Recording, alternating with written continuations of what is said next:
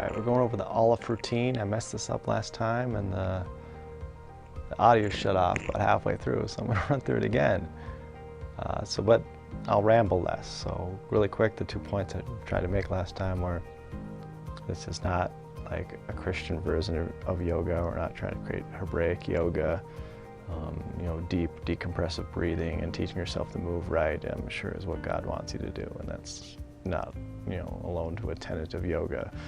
Number 2 is I don't really like yoga. I don't really think it gets a lot of people out of pain. It's helped a lot of people, but it doesn't teach lasting functional movement. It doesn't teach you correct biomechanics, and that's my goal here. This is more based off of foundation training.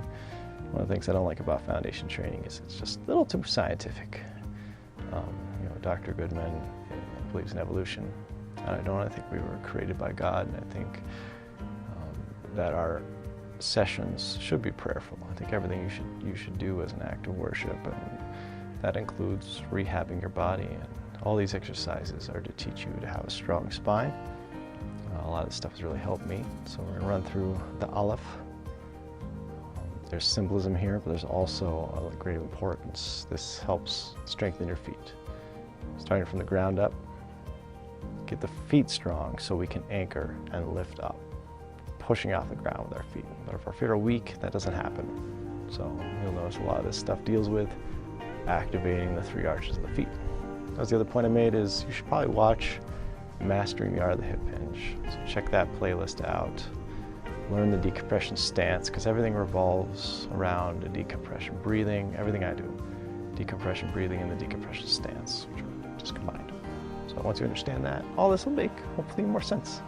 All right, let's get into it. A little point I want to make first is I want to show you what the decompression stance does, because in one of the first videos it shows you the muscles. So I'm just gonna get myself at the right angle here so you can see. There we go. So as I engage, you can see that I'm sucking in, I'm anchoring, contracting the diaphragm, but also lifting the chest high. Now you should feel tension here. So this is what we call the founder exercise. Anchoring, pushing off the ground, and I'm pulling up here. And what I want you to see as I get deeper, you might see those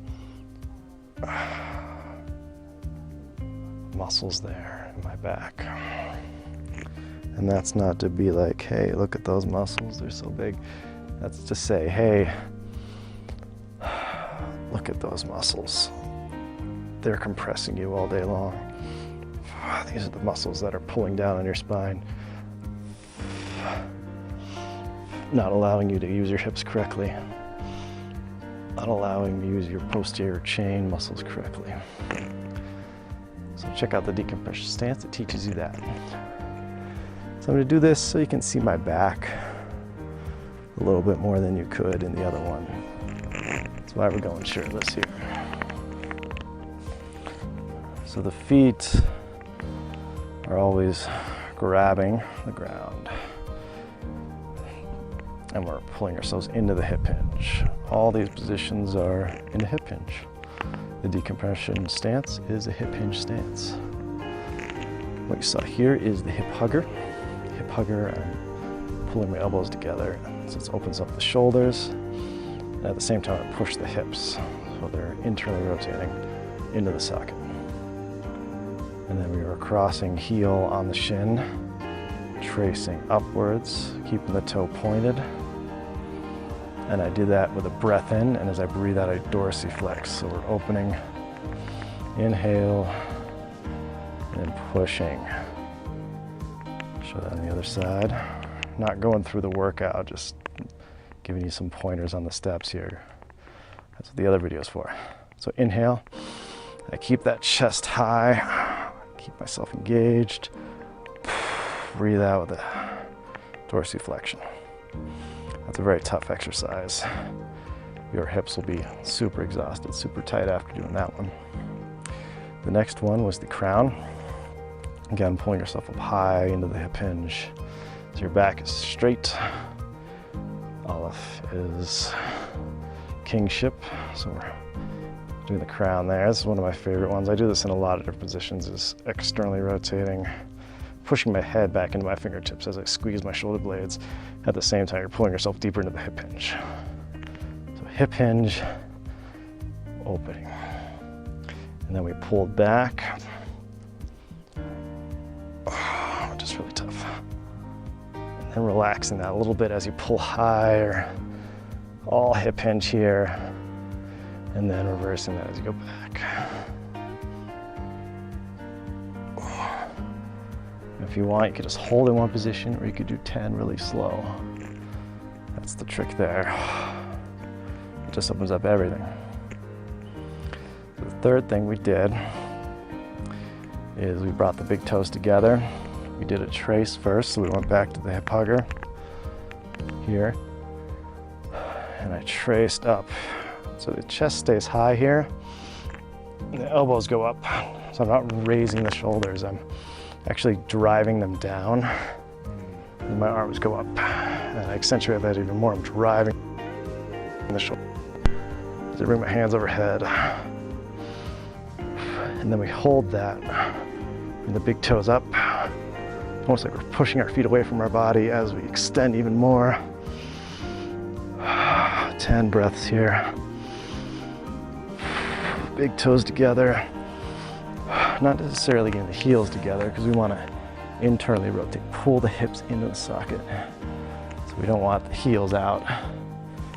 Big toes together, creasing the hip hinge. And from there, I did a into the flat-footed squats, which I encourage you all to hang out in every day. As you raise your arms, you actually push your weight back into your hips.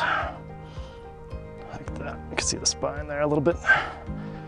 Raising up. I'm tired and I'm just doing the demonstration. You should be out of breath. You should be sweating when you're doing these stuff because it's just so exhausting. I feel my hips already. You're using muscles you're not used to using. Split stance. You're fighting against tight muscles. You're fighting against restrictions. Split stance, we're hip hugger, pushing off the back toe. So we're really working that calf. We're engaging the calf to push my weight over top of my hips as I pull the shoulders back again. This is just like the first pose there. Okay, and from here, once you feel steady with that, trace upwards. Again, elbows high, and you're driving up over top of that hip.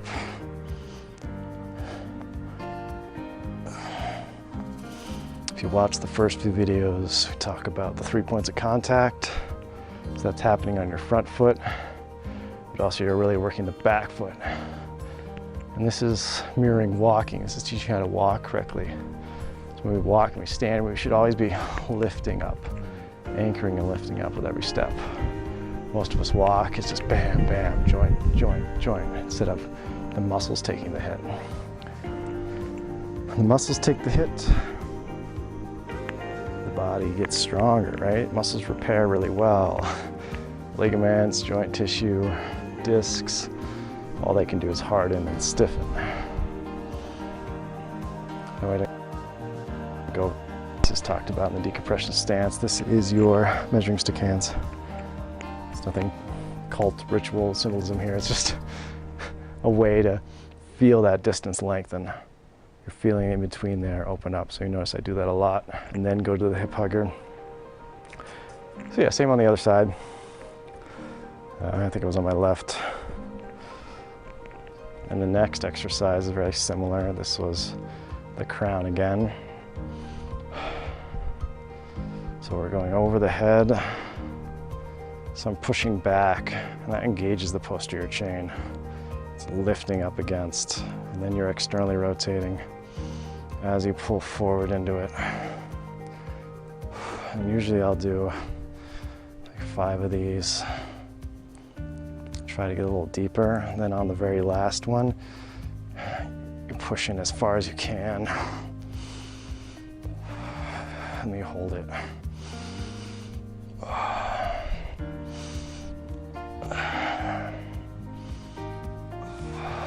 Try to do 5 breaths. And I even messed up on the first few breaths myself. But what you want to do is when you're breathing in, you're building on the next breath. When I let it out, I don't let all that contraction go. I contract, I breathe out, I hold, and I add on top of that. So you're pumping your spine open with each breath. You're getting a little deeper each breath. Don't let it go. You're not, right? We're not doing the Wim Hof method here. It's similar though, and there is tenets to that, but for these exercises, that's what I'm doing. And the very last one is the narrow founder. Your big toes are together, your heels are apart. I think 3 points of contact. This one you can really lift the lateral arch. Try not to scrunch your feet. That's a big mistake I make a lot, is scrunching the feet. Try to keep the toes wide. And really it's contracting all 3 arches. A lot of us overuse the medial arch. Some of us are the opposite. Some of it is flattened altogether. So pulling in, measuring stick hands here. Just give me a different angle here with the back. You should be able to see those spinal muscles in a second here. I hook, externally rotating the shoulders, also squeezing them into the socket a little bit. That's your rotator cuff, just that little bit pulls into the socket. I'm already anchored, my hips are already internally rotated into the socket. Then I'm raising, I hinge a little bit, deepening the hip hinge as I get there. You're doing 10 breaths in this position. You almost feel like you want to fall backwards. And that's right where you want to be. I pulled my elbows together. You're really hitting that spine, fighting that for balance. Your feet really have to grab because as you lever your arms upwards, you're pushing your whole body back. So it's almost like you're going to fall over. So your feet really have to work extra hard to resist the raising of the arms. Because most of the time when we raise the arms, the hips will slightly go forward. Now you're doing the opposite. You're forcing them in and back, where they want to turn out and shift forward. So that just really challenges the spine in the middle. And that was it. Tried to go over those in detail for you. We'll have the bait video up soon. And remember, in the meantime, strengthen your spine.